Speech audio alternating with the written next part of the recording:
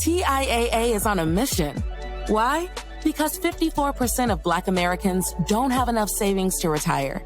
So in collaboration with big-name artists like Wyclef Jean, TIAA released Paper Right, new music inspiring a new financial future.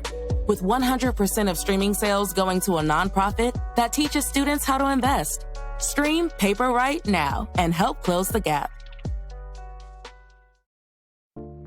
Oregon's legislature started its 2024 short session this week, and lawmakers are taking on a couple of what voters say are the state's biggest issues: housing and the effects of drug decriminalization. I'm Elliot Noose, and this is Beat Check with the Oregonian. Later, I'll be joined by public safety reporter Noelle Crombie to talk about lawmakers' plans for Measure 110, the drug decriminalization law voters approved in 2020. But first, I'm joined by state politics reporter Carlos Fuentes. He'll talk about some of lawmakers' top priorities for 2024, as well as an Oregon Supreme Court decision that will bar several legislators from running for re-election after they boycotted the Capitol last year to stall bills they opposed. Carlos, thanks for coming on Beat Check. Thanks for having me. So let's start with some of the big issues at play in the legislature this year, beginning with housing. What is on the table to address the state's affordability crisis?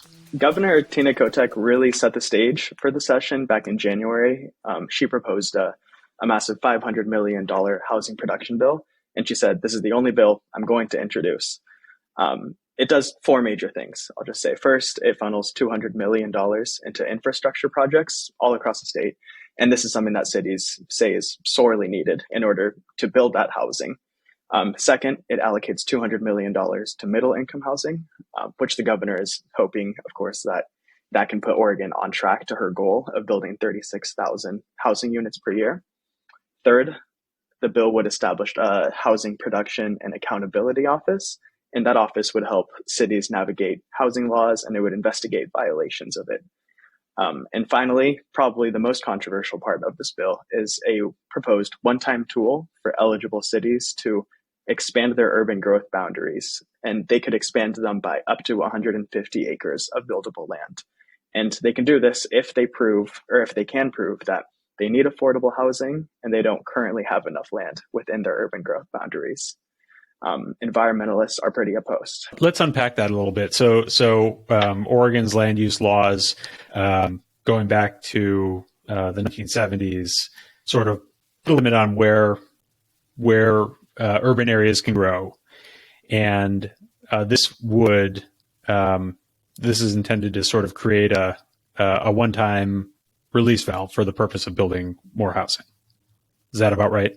That's correct. Yes. And environmentalists say that we don't need this tool because there is already a process for cities to expand their urban growth boundaries. But then there are cities and developers who say that the current process is too slow, too tedious, and too expensive. So as you said, this was a priority for Governor Tina Kotek. Are all sides in agreement that housing is the top priority for this 2024 legislative session? Everyone seems to be in agreement that housing production is the number one issue. And I don't think that really comes as a surprise. Republicans and Democrats from all over the state have been hearing from their constituents that they need more housing of all types and at all affordability levels. For the most part, what I'm hearing is that the urban growth boundary provision could prove to be the most controversial aspect of it. That's partially because last year a similar program in a bill wasn't able to make it through the Senate.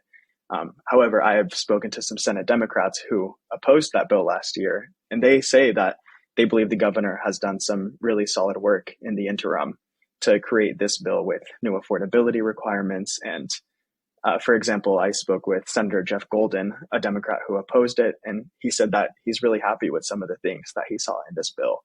So if anything, the arguments to be had on this overall bill are going to be in the small details, but that remains to be seen. And so not only do they agree that this is a top priority, but largely they've agreed at least on this sort of set of potential solutions. It looks like it, yes. What other issues do you think are going to occupy some of the time during this short session, and during which time is pretty scarce because under the Oregon Constitution, the short sessions on even number years can only last, I believe, a maximum of 35 days. Yeah, so I think Speaker of the House, Dan Rayfield, probably said it best before the session. He said, all of our focus is going to be on housing and behavioral health. If we can get other stuff done, that's great too, but those are the major topics. And I think he's right. There are obviously there are a lot of other bills that committees and individual lawmakers have pushed forward. I'll just say some that I think people will be watching. There is a bill that is proposing to permanently stop daylight savings in Oregon, and I know there are a lot of Oregonians with strong thoughts on that, so we'll be watching that one. There is a right to repair bill that would require tech manufacturers to make it easier for consumers to repair their own devices. So that can include phones, tablets, laptops, etc. And then a third one that I'll mention is there are two bills regarding wildfire protection for homeowners. And it's interesting because there are two different bills that take different approaches. One of them would require the timber industry to pay more money for wildfire protection costs, while the other one would require taxpayers to pay more money to foot this cost. You mentioned behavioral health as another top priority. Do you have a sense of how the legislature aims to try and address that? Is that sort of as fully formed as their priorities on the housing front? I don't know if they're as fully formed, and I think that's because they are still very much in the process of trying to figure out what they're going to do. I know that a committee has proposed some reform to Measure 110, and I know that Republicans and Democrats have both said that there is a lot of work to be done. We will see what that means in terms of what the final bill will actually look like. I think it is pretty early in the session to say. I think there are a lot of details still yet to be hammered out on that. Sure. And we'll hear more about Measure 110 and proposed reforms there later on from reporter Noelle Crombie. Is that sort of that's sort of the nexus around which the behavioral health issue is that's the form that's taking this session, it sounds like? It looks like it, yes. Just a couple hours before we recorded, and we recorded on Wednesday for listeners, what will be last week, the legislature got some good budget news. How is the revenue outlook for the state, and how is that going to affect lawmakers' work over the coming weeks? Yeah, so the state's budget is looking strong, which is good for lawmakers. State economists reported on Wednesday that the revenue forecast for the biennium, which is the 2-year cycle that ends next year, they actually have nearly $560 million more than they expected to spend, or than they expected back in December. And they have to spend this money by next June. Most of that $500 million is money that went unspent in the state's most recent biennium. And there's also a slim increase in $76 million of forecasted tax revenue that the state economists didn't predict back in November. The state's general fund for 2023 to 2025 is expected to reach nearly $26 billion, which is a dip from the most recent biennium that ended last year, but it's about $500 million higher than state economists predicted last year. So lawmakers are going to they have this new pile of cash, and that's great news for them. Theoretically speaking, that $560 million would cover COTEC's $500 million proposed housing production bill. And it could be vital because lawmakers have indicated that they think COTEC's ask might be too high. So we'll see what they do with this new pile of cash. And I know as the state economists have sort of continue to report in on revenue. A lot of folks have been kind of tallying up the kicker, the tax rebate that taxpayers get back in the form of a tax rebate when the state brings in more revenue than expected. But that I believe the kicker for the previous biennium is already set. Is that right? Yes, if you're referring to the 2021 to 2023 biennium, the state had to pay back $5.9 billion to taxpayers. Is the kicker at this point, do we have any sense of if we're headed for another one in the next biennium, or is that yet to come? It's yet to come. The state economists did alter some of the the methodology behind their predictions in the last couple of years. So they said that this should hopefully help make their predictions more accurate and, not lead to a kicker that is billions of dollars in the future. But I think it's still too early to see for this next cycle. Another big piece of news just ahead of the legislative session, just days before the session began, the Oregon Supreme Court ruled that 10 senators who boycotted the legislature last spring will not be allowed to run for re-election. That's a result of a 2022 law that voters approved that was intended to punish lawmakers who walk out and stop legislative business. How is this going to affect the coming session? Do observers think that it will make things more productive or more combative? The short answer is nobody knows. I've spoken to some political experts who say that the decision they predict will cut back on walkouts because there are real consequences now. If a lawmaker misses 10 or more sessions, they are barred from re-election. So they're hoping that that's going to slow down walkouts. But also on the sort of flip side, last week, Senate Republican leader Tim Knopp, who led last year's walkout, when asked if he expects any walkouts this session, he said, well, we have nothing to lose. If we walk out of 10 or more sessions, what are they going to do? We already can't run for re-election. So theoretically, this might mean that they could walk out over minor issues. But I think it's important to say that there haven't been any indications so far that this will be a very partisan divided session. Republicans and Democrats both want to work on housing, Measure 110, these really big issues that affect everyone. The walkouts are a last resort option. So we will see if anything particularly contentious comes up. I spoke with Knopp earlier this week, and he said that the Republican Party right now is just taking it day by day. So, Carlos, you joined the Oregonian staff last year, and this is your first year then covering the legislature on legislative session, at least for our newsroom. How have you been getting to know Salem and the lawmakers and policymakers that make up the legislature? Yeah, I've basically been connecting with anyone and everyone who will speak to me. I've been diving deep into the bills, particularly the big ones, the housing production bill. I did a big deep dive on that in the last couple of weeks. I've been having conversations with lawmakers from all over the state to talk about their priorities headed into the session. And I've been speaking to cities. I've been talking to other stakeholders, such as developers, about the housing production bill. I've been talking to lobbyists. I'm just trying to get a really comprehensive understanding of the issues that will affect not just people in Salem, not just the very rich and powerful, but the Oregonians that live, in more rural places. I'm excited to get into it, and it'll be a sprint. It certainly will. It's a very, very quick session and a lot of business to get done. And we look forward to your coverage. Thanks so much for coming on Beat Check. Thanks for having me.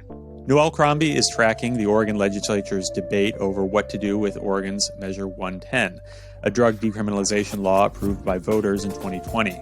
The law made possession of small amounts of street drugs a violation on par with a traffic ticket, and it set aside hundreds of millions in cannabis tax revenue to pay for drug treatment and services to support recovery.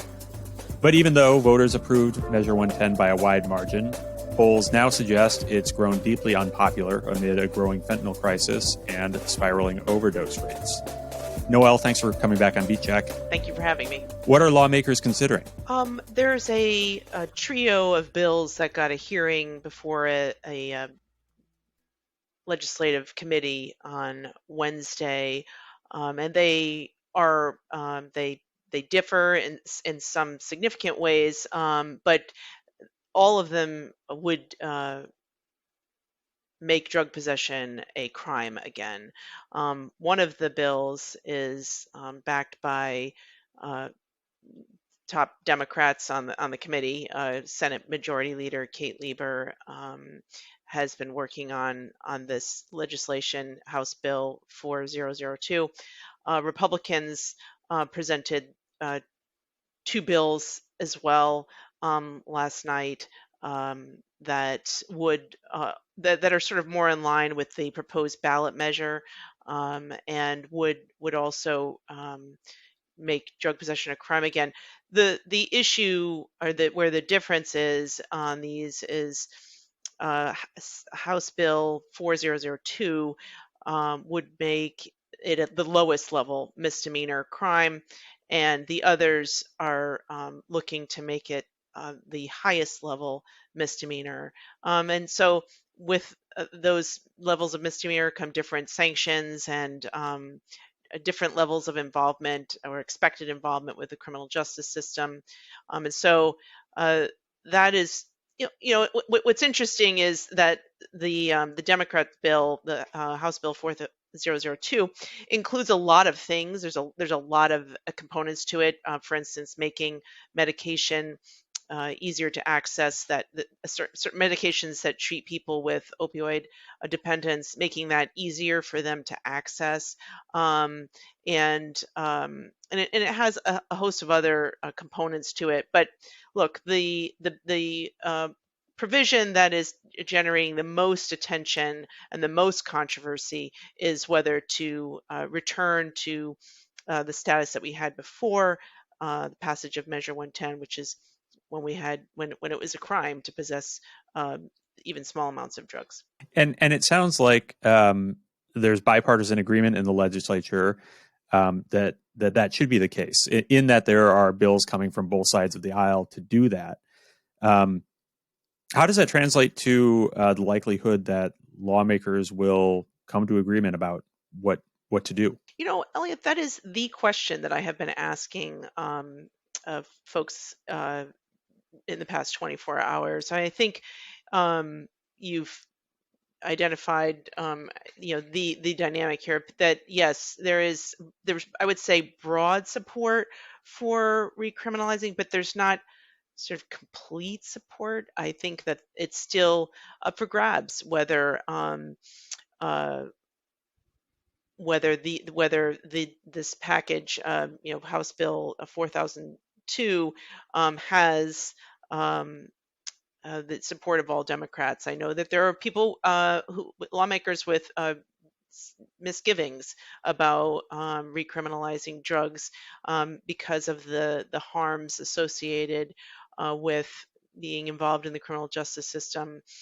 And so I think this is very much a live issue at the moment politically, and that is what this issue is at the moment. This is a very hot political issue.